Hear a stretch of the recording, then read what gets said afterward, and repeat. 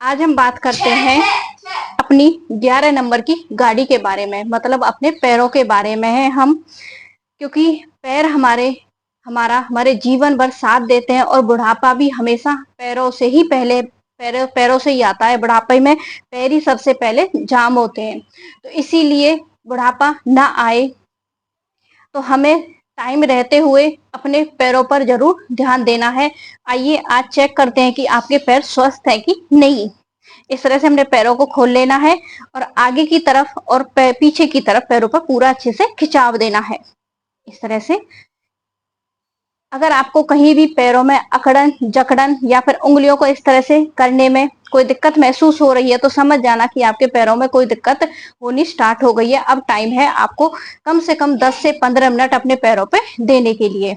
तो आइए आज हम पैरों के ही एक्सरसाइज करते हैं। तो फर्स्ट हम ये इस तरह से करेंगे, पैरों को आगे खींचेंगे और पीछे पंजों को।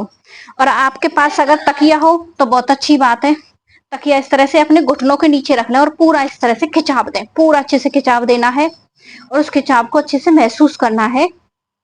और होल्ड करते हुए 1 2 3 4 5। अब अपनी तरफ खींचें 1 2 3 4 5।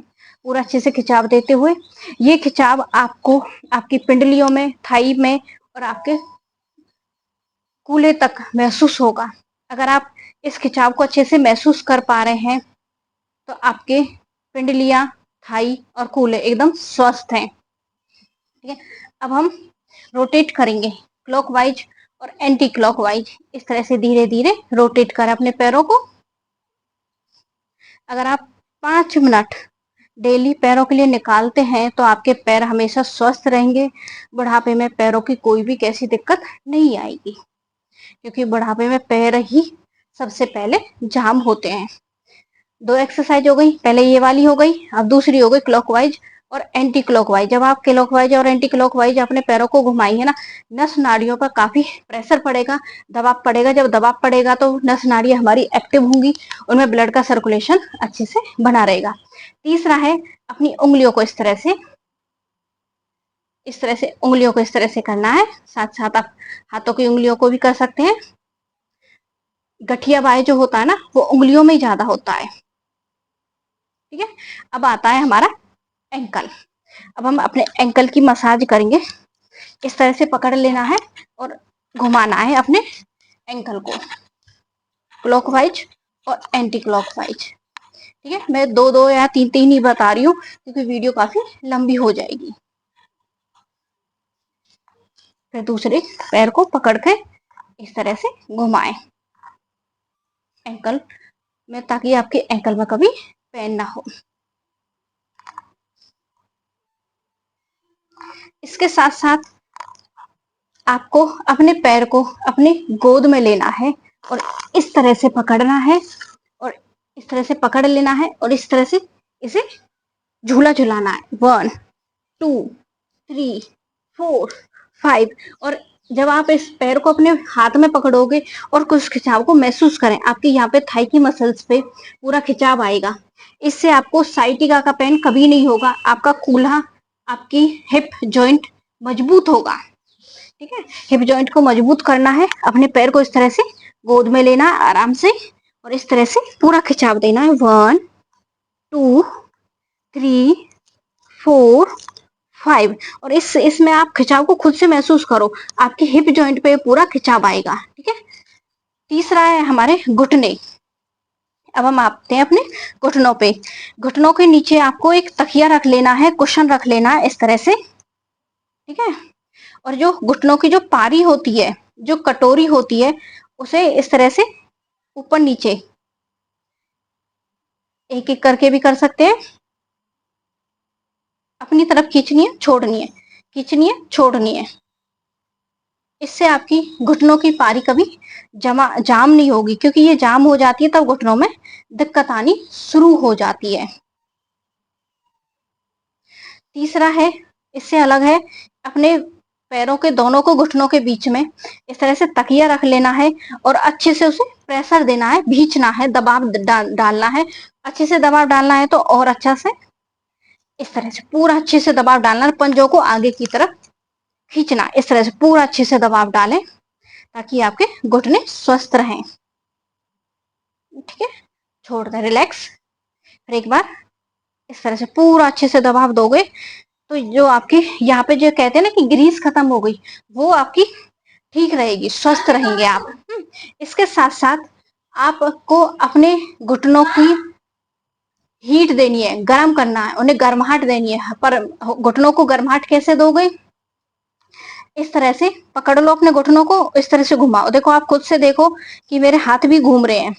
ठीक है, आप जब अपने हाथों को इस तरह से अपने घुटनों पे रखेंगे ना, धीरे धीरे पसीना आना शुरू हो जाएगा। देखो, एसी में करना नहीं है, एसी वाली जगह पे नहीं करना। एसी वाली जगह पे करोगे तो भाई देखो पसीना नहीं आएगा।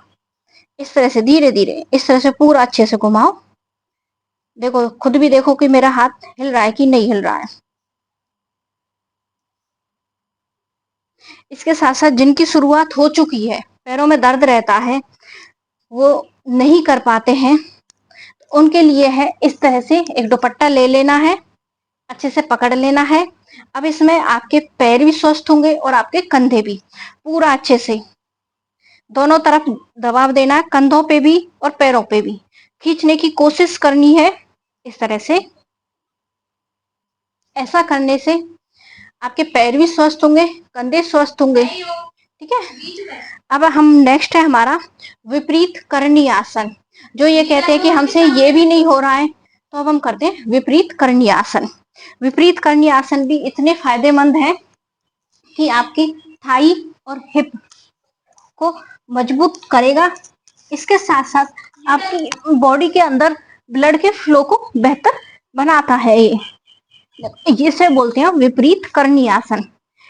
या तो आप सीधे दीवार के सहारे लेट जाएं। अगर आप दीवार के सहारे नहीं लेट सकते हैं तो इस तरह से 90 डिग्री पर अपनी बॉडी को इस तरह से कर ले, या तो दुपट्टे की सहायता से कर ले या फिर बिना दुपट्टे की सहायता से इस तरह से होल्ड करके रखें। ऐसा करने से क्या होता है कि आपका पूरा ब्लड का फ्लो आपकी पेट की तरफ आएगा। ठीक है, इसे बोलते हैं विपरीत करनी, क्योंकि ब्लड है पूरा दिन हमारे पैरों की तरफ ही दौड़ता है। तो जब हम इस तरह से लेटेंगे, 90 डिग्री पर अपने पैरों को ऊपर रखेंगे, तो ब्लड का फ्लो जो है विपरीत दिशा में आएगा। जब पुराना जो खून है वो पैरों से हमारी पेट की तरफ आएगा, और जब हम इस आसन को करने के विपरीत करनी आसन को करने के बाद खड़े होंगे तो नया ब्लड का फ्लो हमारी पैरों की तरफ जाएगा। हमारी नस नाड़ियां मजबूत होंगी, एक्टिव होंगी, उनकी कोई भी ब्लॉकेज है वो खत्म होगी। ठीक है, ये पैरों के लिए बहुत ही जरूरी है। इसके साथ साथ कोशिश करें धीरे धीरे वज्रासन में डेली 5 मिनट बैठने की। वज्रासन में आप या तो सिंपल बैठ जाएं या फिर इस तरह से तकिया ले लें, इस पर बैठ जाएं। इस तरह से अगर आप इस तरह से बैठते हैं, सिंपल नहीं बैठ पाए, इस तरह से आप तकिया लेकर बैठते हैं, बहुत ही कंफर्टेबल महसूस होगा। आपके घुटने फोल्ड होंगे, आपको कभी भी लाइफ में पेट से रिलेटेड कैसी भी दिक्कत नहीं आएगी। आपकी पेट से जुड़ी हुई समस्याएं धीरे धीरे समाप्त होने लगेंगी और पैर भी मजबूत होंगे। इसके साथ साथ आप खाना खाने के बाद अपनी सोने से पहले, खाना खाने के बाद सोने से पहले अपनी पिंडलियों को इस तरह से दबा के जरूर सोया करें। इस तरह से डेली दबाएं धीरे धीरे, ताकि आपकी पिंडलियां नरम हो। और सोने से पहले इस तरह से अपने तलवों को गर्म जरूर कर लें, इस तरह से ढोलक ताली के द्वारा। ये सारी क्रियाएं करने से आपकी 11 नंबर की गाड़ी हमेशा स्वस्थ रहेगी। आपको पैरों से रिलेटेड कभी भी कोई दिक्कत नहीं आएगी।